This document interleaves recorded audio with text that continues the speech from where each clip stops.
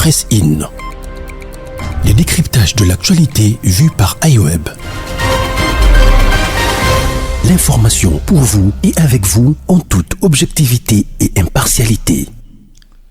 Bonjour chers auditeurs, affiche complète pour ces nouveaux numéros de Presse In. Nous allons discuter aujourd'hui de la déclaration commune de l'opposition politique Un étalage qui se compose de Martin Fayulu Madidi, ancien candidat à l'élection présidentielle de 2018, Moïse Katumbi, candidat déclaré à la prochaine élection présidentielle. Il s'agit également de Délice Sanga, lui aussi candidat déclaré à la prochaine élection présidentielle, mais aussi de qui d'autre? Moïse Katumbi, je l'ai dit, Matata Ponyo, Martin Fayulu, qui ont fait une déclaration politique dans laquelle ils ont exigé 8 choses au régime Tshisekedi. Nous allons en parler aujourd'hui. Le nom de Matata Ponyo m'avait échappé, ancien Premier ministre de la République démocratique du Congo. Nous allons analyser tout ce qu'ils ont dit, décidé ou exigé au régime Tshisekedi dans leur déclaration avec Kandi Kessa Lumbongo Mata à ma droite, à qui je dis bonjour. Bonjour Gilbert Ngonga et bonjour à nos fidèles qui sont toujours là pour nous suivre. Très bien habillé, comme toujours. Merci. En bleu, hein? Merci beaucoup. J'aime la couleur bleue. Ah bon? Ça signifie quoi, la richesse, je crois? Je sais pas. C'est pas la royauté, un truc comme ça? En quelque sorte. Je crois. Voilà. Gédéon Atibou, comment vous allez? Merci Socrate, merci de me passer la parole, je dirais comme ça, sur ton plateau. Et bonjour à Kandi Kessa Lumbongo Mata et à tous nos auditeurs, internautes et lecteurs. Bonjour, voilà, il s'agit de la déclaration commune faite par l'opposition politique, par les grosses pointures de la politique de la République démocratique du Congo. Je l'ai dit tantôt, il s'agit de Matata Ponyo, de Moïse Katumbi, Délice Sanga, ainsi que Martin Fayulu qui séjourne à Lubumbashi. Ils ont fait un front contre Tshisekedi et ils ont en tout cas étrillé le bilan de Tshisekedi. Les conditions socio-économiques ne sont pas au beau fixe, selon eux. Et ici, dans cette émission, nous allons plus nous attarder sur les 8 exigences qu'ils ont demandées au régime Tshisekedi. Il s'agit d'abord de la désignation consensuelle des animateurs des organes de la CENI. Quand on sait que le régime actuel avait demandé à l'opposition politique d'envoyer la liste de leurs représentants à la centrale électorale, aucun parti politique ne l'avait fait, en tout cas au moment opportun. Et à la dernière minute, nous avons vu le PPRD de Joseph Kabila qui s'était divisé à 2 et l'autre parti est représenté à son nom propre ou au nom du parti, je ne sais pas, la famille politique de Tshisekedi. Aujourd'hui, à quelques mois des élections présidentielles et législatives, je ne sais pas si la désignation consensuelle des animateurs de la CENI ne fera pas retarder les processus électoraux déjà en cours. Donc, à mon avis, ce n'est pas une opportunité, en tout cas, que nous puissions réviser le bureau de la centrale électorale. Ils ont aussi demandé la révision de la loi électorale. Là, c'est légitime parce qu'à chaque cycle électoral, on révise la loi électorale. Justement, c'était le cas en 2006, en 2011, en 2018. Et je crois, à mon humble avis, ça sera aussi le cas pour cette année électorale 2023, quand on sait que dans le calendrier définitif de l'Assemblée nationale, ce point est justement inscrit. Ils ont aussi demandé la recomposition de la Cour constitutionnelle. Selon eux, cette Cour est afféodée, donc le régime actuel a la même mise sur la Cour constitutionnelle et on doit le savoir, on doit le rappeler que les résultats provisoires publiés par la CENI sont soit confirmés, soit infirmés par la Cour constitutionnelle.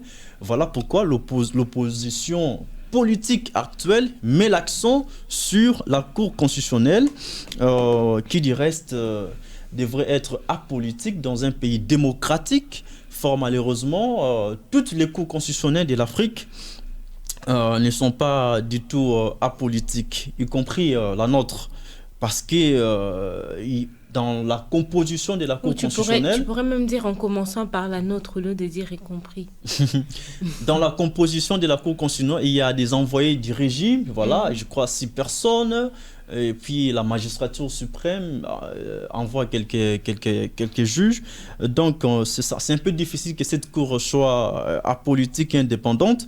Ils ont aussi demandé la fin de l'instrumentalisation des institutions politiques, judiciaires et fiscales contre les candidats président de la République. Là, ils font allusion notamment à Matata Ponyo qui fait l'objet de poursuites judiciaires pour avoir, selon la justice, selon les rapports de l'IGF, détourné une somme importante d'argent dans le projet Bukanga Lonjo.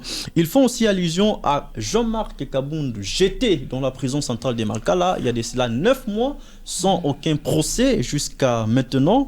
Donc les choses sont pendantes. Ils ont aussi demandé la fin des arrestations arbitraires de hommes politiques, journalistes, activistes de la société civile et la libération de tous les prisonniers politiques, notamment Jean-Marc Kabound, dont je faisais allusion tout à l'heure, mais aussi la fin des tueries dans le Grand Kivu, en Ituri, dans le Grand Katanga, dans le Grand Bandundu et à l'est de Kinshasa. Vous le savez très bien que l'insécurité approche déjà de centre-ville, siège des institutions du pays. Donc, moi, je crois que sur ce point, les opposants ont raison d'interpeller les régimes actuels, les pouvoirs en place, de pouvoir mettre en place, de pouvoir remettre ou rétablir la sécurité dans toutes les parties de la République démocratique du Congo, car sans la paix, on ne peut pas avoir les paix et par conséquent, on ne saura pas organiser les élections en toute quiétude, des élections crédibles, transparentes et apaisées. Huitièmement, ils ont aussi demandé la conduite urgente d'un audit externe des opérations d'identification et d'enrôlement en cours en vue de la production d'un fichier électoral intègre reflétant les réalités démocratiques de chaque circonscription électorale. Et pour terminer, ils ont demandé la présence des observateurs nationaux et internationaux pendant tous les processus électoraux. Ici, on doit rappeler qu'en 2018, le régime Kabila avait interdit à tous les observateurs internationaux de suivre les processus électoraux parce qu'en ce moment-là, les torchons brillaient encore entre Joseph Kabila, ancien président de la République démocratique du Congo, et l'Occident, notamment l'Union européenne. Voilà pourquoi il avait interdit, et que je sache, on avait même organisé les élections avec les fonds propres, avec nos fonds propres en fait. On n'avait pas demandé de l'aide internationale comme nous avons eu l'habitude de les faire par le passé. Et je crois que jusqu'à la preuve du contraire, le régime actuel n'a pas interdit en tout cas aux observateurs internationaux, tout comme nationaux, de suivre de très près les processus électoraux. La SEMCO et l'ECC, comme d'habitude, vont déployer en tout cas les observateurs partout, parce que ce sont jusque-là les seules églises qui déploient beaucoup d'observateurs sur l'étendue du territoire national, et les observateurs plutôt internationaux auront aussi droit de suivre de très près les processus électoraux pour que les élections soient crédibles, transparentes et apaisées. Mais que je sache, peu importe la présence des observateurs nationaux et internationaux dans le processus électoral, à la fin, il y aura des doutes. Si aujourd'hui la CENI proclame élu président de la République, Félix Tshisekedi, vous allez voir, les opposants vont contester les résultats. Et si même la CENI proclame élu président de la République, Martin Fayulu ou Moïse Katumbi, ou je ne sais pas qui, vous allez voir que les autres vont contester les résultats. Je me dis, même si on nommait Jésus-Christ, le Fils de Dieu, comme président de la CENI, et celui-ci sera toujours contesté par les opposants. Donc, on a cette habitude-là en Afrique de manière générale, et en particulier en RDC, dans tous les cycles électoraux, qu'il s'agisse du cycle électoral de 2006, 2011, 2018, il y a toujours des contestations, des conflits post-électoraux. Et c'est quoi la solution? Moi, je dirais confier la CENI disons, je ne sais pas qui, à Dieu le Père, le Fils ou le Saint-Esprit, parce que même si on confie la CENI au ministère de l'Intérieur, comme c'est le cas dans beaucoup de pays, même si on confie la CENI, je ne sais pas, à un prêtre, à un cardinal, à un pape, il y aura toujours des contestations. Ce qu'il faut faire, c'est peut-être renforcer l'observation de très près et que ceux qui contestent les résultats publiés par les institutions qui ont habilité, notamment la CENI, doivent apporter des preuves parce que nous savons en 2018, Martin Fayulu avait du mal, en tout cas, à prouver à la face du monde que c'est lui qui était gagnant de l'élection présidentielle, si bien qu'il brandissait 62%. Mais en réalité, lors du procès qui a eu lieu, on a vu Martin Fayulu et toute sa bande être dans l'impossibilité de pouvoir défendre les résultats qu'il brandissait. Alors, pour terminer, bravo à l'opposition qui s'est mise d'accord aujourd'hui, mais nous avons un cas de jurisprudence en 2018 à Genève. Les opposants se sont réunis en Suisse et ils ont signé un accord qui faisait de Martin Fayulu président, plutôt candidat unique de l'opposition à l'élection présidentielle. Et après, c'était Vital Kamerhe et Félix Tshisekedi, l'actuel président de la République, qui s'étaient désistés de l'accord de Genève pour l'accord de Nairobi, qui fait de Tshisekedi candidat unique et de Vital Kamerhe Premier ministre au cas où Tshisekedi remportait l'élection présidentielle. Donc, les opposants ont du mal à se mettre d'accord et aujourd'hui, ils se sont mis d'accord pour une cause, mais demain, ils vont se séparer, se diviser parce que chacun d'eux a des ambitions présidentielles. Qui va se désister en faveur de l'autre quand on sait que Moïse Katumbi avait déclaré noir sur blanc qu'il ne va pas se désister en faveur de quelqu'un d'autre parce que là, il est en train de militer pour que sa candidature soit retenue en dépit de la loi Tchani et il ne va pas se désister à l'autre. Je ne vois pas Martin Fayulu se désister pour Moïse Katumbi. Je ne vois pas non plus Matata Ponyo qui pourrait se désister pour, je ne sais pas, Délice Sanga. Surtout que Délice Sanga, je ne vois pas Délice Sanga se désister pour Martin Fayulu. Donc ça sera un combat interminable et finalement l'opposition va se séparer pendant que la majorité présidentielle a déjà mis en place, a structuré en tout cas sa famille politique et la charte de l'Union sacrée a été signée par des grosses pointures qui se sont mis en ordre de bataille pour battre justement à plate couture l'opposition politique et l'avenir nous en dira un peu plus. Je demande à Thibaut, à toi la parole pour piper beaucoup de mots parce que ça nous a beaucoup manqué en tout cas. Je préfère que la très charmante rebondisse là-dessus, sur tout ce que vous avez balayé. Voilà, la priorité accordée à la femme. L'unique femme. Moi, j'aurais voulu terminer parce que, au fait, je pense que ce que j'ai à dire va plutôt ressembler à des conclusions. À des conclusions. Dans ces cas, je demande la parole. Bon, c'est compliqué. Hein, écoutez, quand il s'agit de parler du pays, de la République démocratique du Congo particulièrement, on doit réfléchir un peu plus, 3 fois ou 4 fois que ceux qui sont sous l'autre cieux.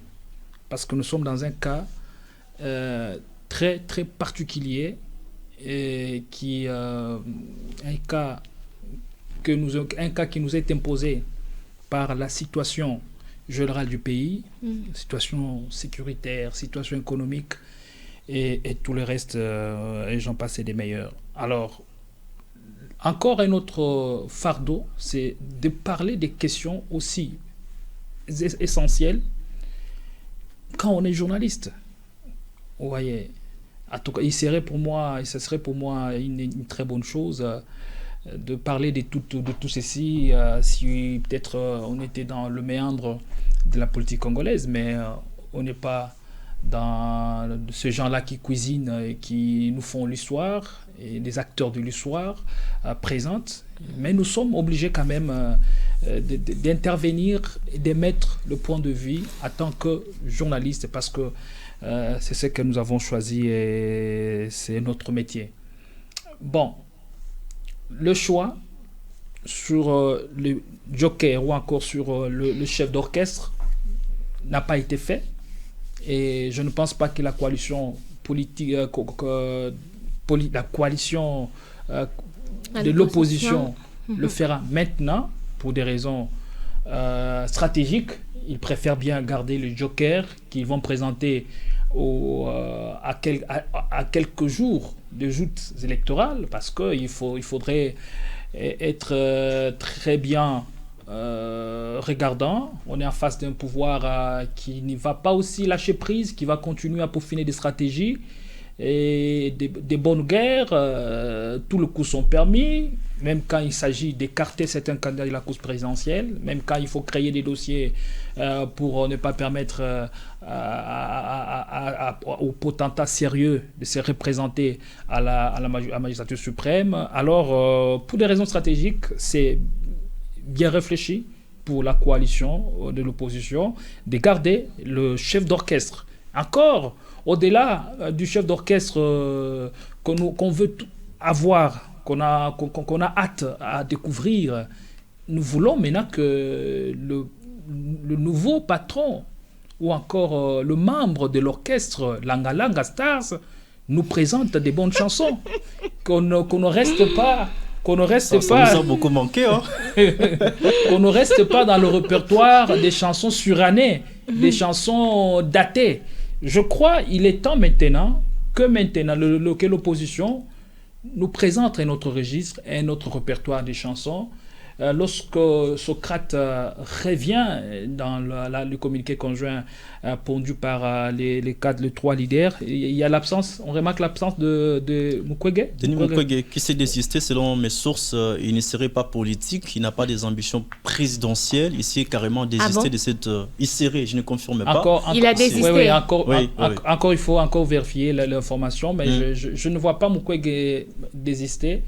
Quand on voit les événements qui ont précédé toutes ces rencontres, quand on le voit après, toujours aux côtés de Matata Ouaye, parce que d'abord, les 4 leaders politiques avaient déjà établi le pont à travers les secrétaires généraux. Okay. Ce n'est pas aujourd'hui, ce n'est pas une première rencontre. C'est-à-dire, ils étaient déjà en contact permanent, ils échangeaient déjà de temps en temps à ce qui concerne la situation générale du pays à travers leurs secrétaires généraux. Et je pense aussi que Mukwege, le voyant, ce qu'il est en train de faire, ce n'est plus qu'un simple scientifique.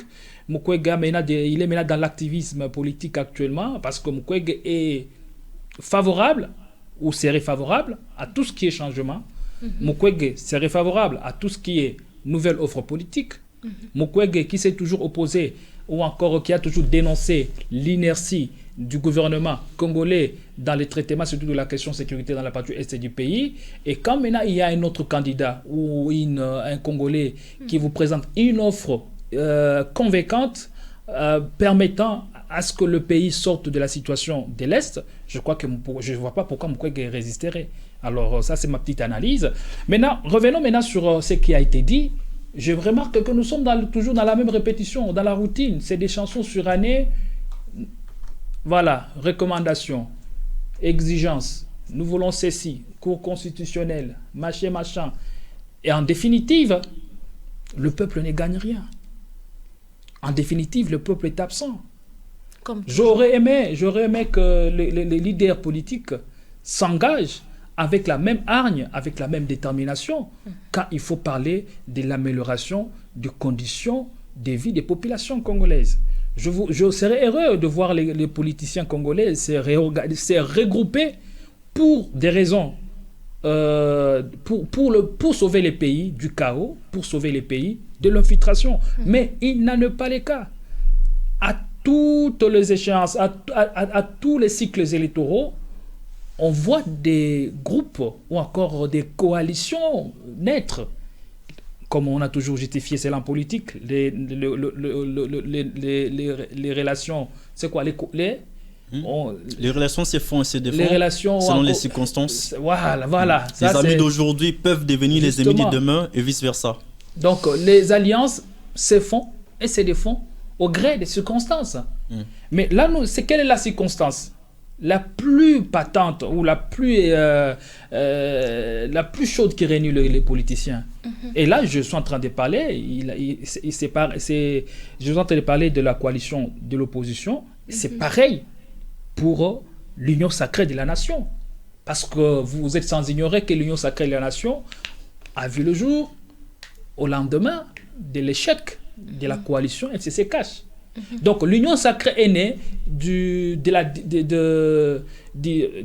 cette déception, de cet échec dans le cadre de la coalition FCC-Cash. L'idée ingénieuse trouvée par le chef de l'État, c'était de créer l'Union sacrée. Pendant 3 ans, l'Union sacrée a évolué sans avoir une charte. Maintenant, à 8 mois du scrutin présidentiel, l'on voit le président de la République, qui est l'autorité morale de l'Union sacrée, regrouper tous les leaders dans une plateforme qu'on appelle Union sacrée. Ils ont dû signer la charte. Et que nous dit la charte? Le malheur de nous, Africains.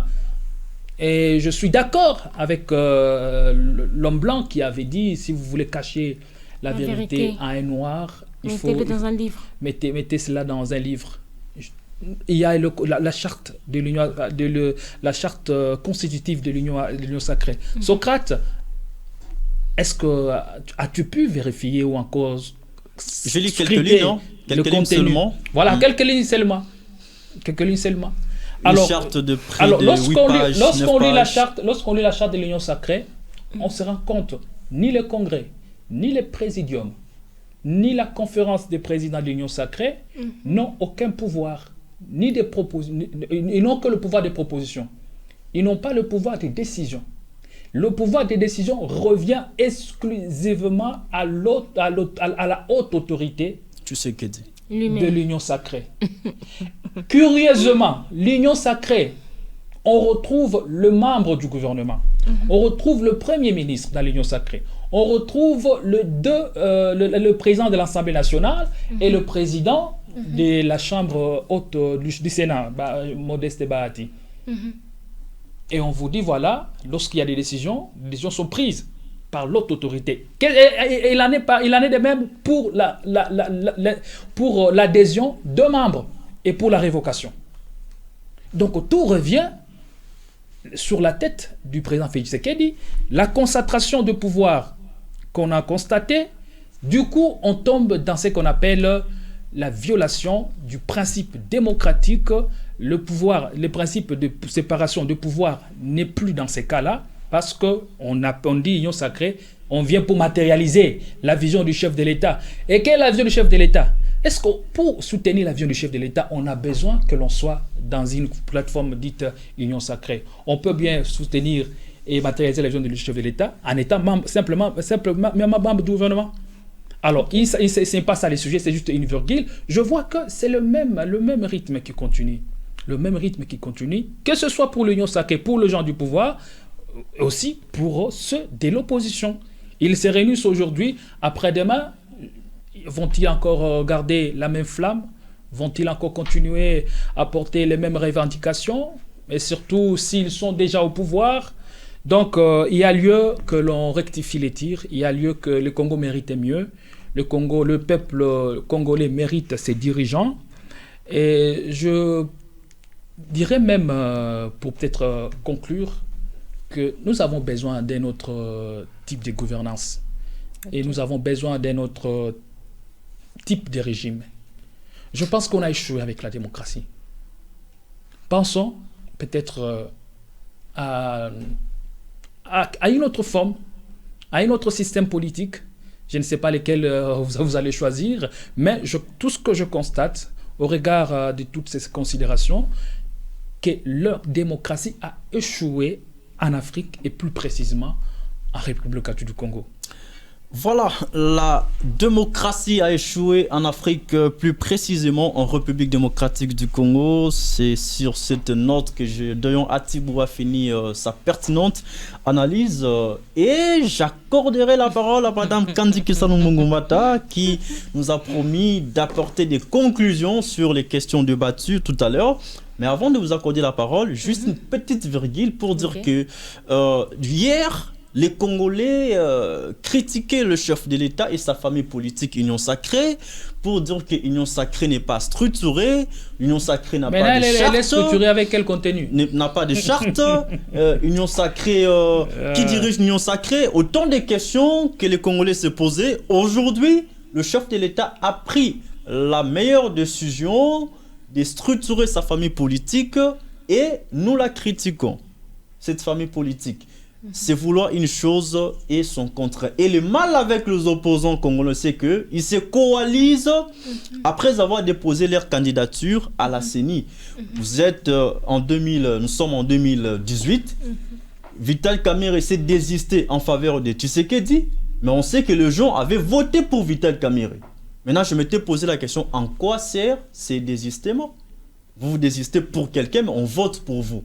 Bon, en réalité, c'est rien. Si vous voulez coaliser, là, c'est un conseil que je donne à l'opposition. Si vous voulez coaliser vos forces, qu'une seule personne dépose sa candidature au nom de tous, et vous tous, vous allez la soutenir. Là, ça sera mieux. Mais si vous tous, vous déposez vos candidatures, et à la fin, vous dites que non, je désiste en faveur d'eux, sachez que les gens voteront pour vous, comme ce fut le cas par le passé. Maintenant, la peur pour l'opposition, c'est quoi? Si on se dit, bon, on ne postule pas, on donne par exemple la chance à Fayoulou de postuler, ou disons à Moïse Katumbi de postuler, et après on rejette sa candidature, c'est toute l'opposition qui sera qui tombe. C'est ça maintenant le mal avec le danger, pays. On va dire, pas le mal. Quelles sont vos conclusions par rapport à ce sujet plutôt? Bon, après, il faut dire que vous avez presque tout dit.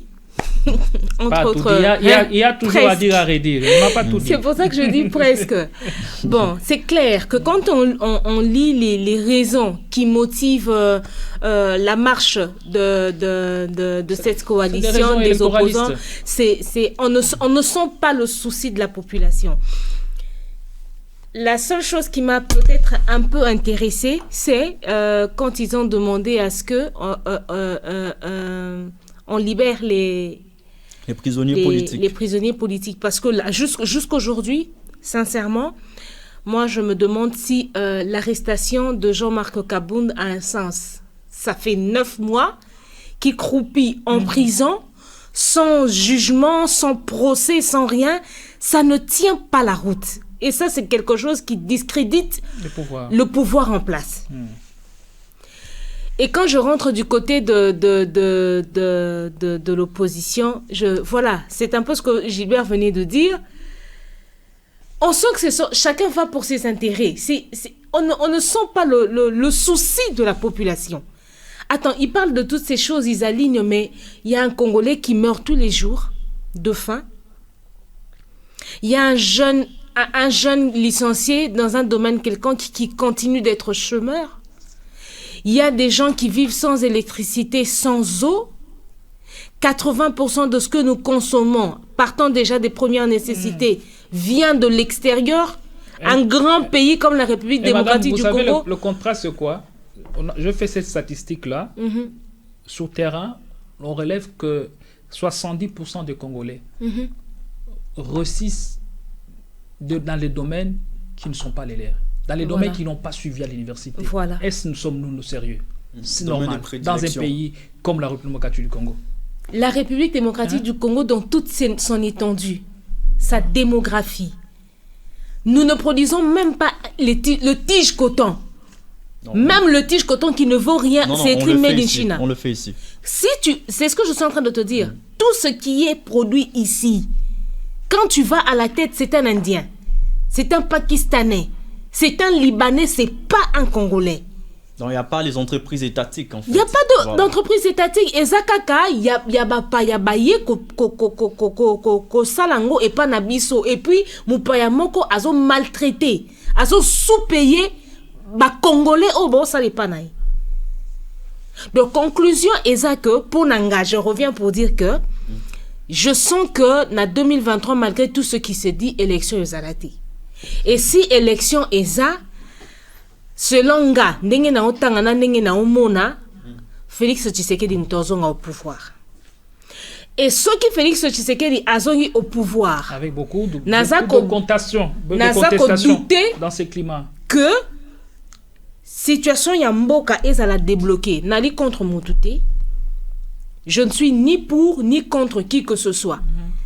Mais so otangi charte wana moi extrême qui Gédéon à Otio Pesabiso, même là-dedans, on ne sent pas tellement Le souci, voilà, je bosse, je fais ma part. Après, c'est quand on a quitté, n'a pas essayé René dans mon sous. Peut-être qu'il y a ça la mieux pour moi que Kendeliboso. C'est compliqué. Donc, en conclusion, pour moi, le temps nous est compté. On a déjà pratiquement tout épuisé. On n'est pas encore sorti de l'auberge et je doute qu'on puisse en sortir. Coalition wana ponanga, coalition opposition wana. Au Panzana, comme on a vécu Martin Fayoulou avec, on est en train de vivre en ce moment Martin Fayoulou et Mouzito, le torchon brûle, Bako Panzana. Et ce qui, c'est comme tu as dit, Batié Moïse Katumbi Liboso, et puis après Loi Tchani, Oyeza, sans importance et puis sans sens pour Nanga et Leki, Katumbi tombera, automatiquement l'opposition va tomber. Alors on essaie qu'aussi sa énergie, il y a Nzoto, Tozonga, na proposition, il y a Marie-Josée Ifoukou. Transition, 2 ans tout avec... ça la transition. Coalition, opposition, union sacrée, nani.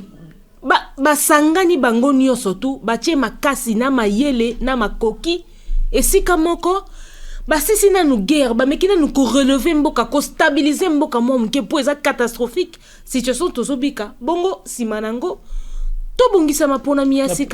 Pourquoi soutenir la proposition de Marie-Josée Ifoukou alors qu'il y a un Congolais ici, votre confrère, collègue ici, qui vous fait sortir sa proposition qu'on arrête avec les régimes démocratiques, qu'on adopte notre régime politique qui pourra nous aider, sur lequel le pays va retomber, et puis on verra comment mais évoluer. En attendant, mon frère, ce sera qui ce dictateur? Parce que si ce n'est pas la démocratie, c'est la dictature. Et en ce moment-là, madame... Et qui vous dit que nous sommes un pays démocratique? La Libye, non, bon, la Libye s'est développée. La Libye démocratique du Congo. La Libye s'est développée. Vous avez la Belgique qui est un royaume jusqu'à ce jour. Vous avez le Maroc. C'est parmi les pays quand même stables et qui se sont développés ici en Afrique.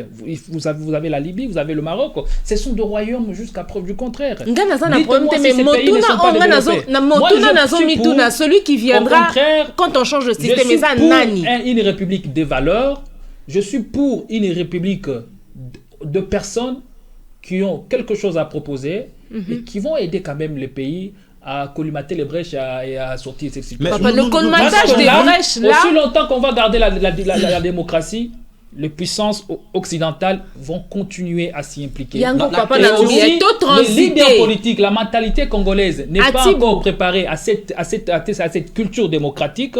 On ira des contestations en contestation. C'est ça, c'est pourquoi allant dans la transition, tout basculer, tout ça, la démocratie, tout la dictature. Et puis encore, il faut se demander qui sera ce dictateur qui viendra et qui sera patriote, qui va travailler pour nous. Je me propose candidat. Quel est ce pays africain où règne la démocratie? Moi, je me dis tous les pays africains, ou presque, sont des pays où règne la dictature. Quel pays a évolué avec la démocratie?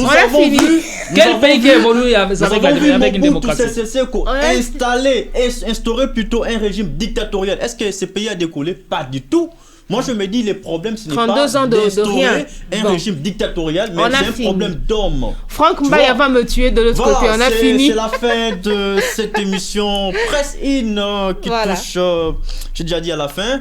Alors, on va se retrouver lundi pour un nouveau numéro. Mesdames, messieurs, restez toujours fidèles au programme de iWeb car nous sommes là pour vous servir. Au revoir. Presse In. Les décryptages de l'actualité vus par iWeb. L'information pour vous et avec vous en toute objectivité et impartialité.